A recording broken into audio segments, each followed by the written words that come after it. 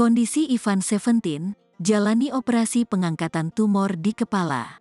Ivan Seventeen baru saja menjalani operasi pengangkatan tumor di kepalanya. Citra Monica ungkap kondisi terkini sang suami.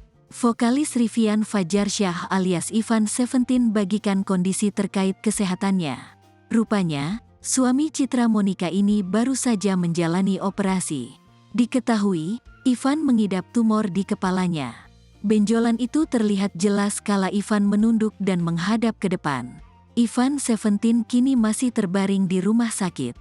Bagian dahinya masih terlihat diperban. Wajah Ivan pun tampak sayu dan lemas. Kabar tersebut disampaikan oleh sang istri, Citra Monica lewat akun Instagram Ivan Seventeen. Didampingi Citra Monica, tumor di kepala Ivan Seventeen akhirnya bisa diangkat. Meski kondisinya masih lemas, Citra Monica bersyukur operasi sang suami berjalan dengan lancar. Alhamdulillah, operasinya berjalan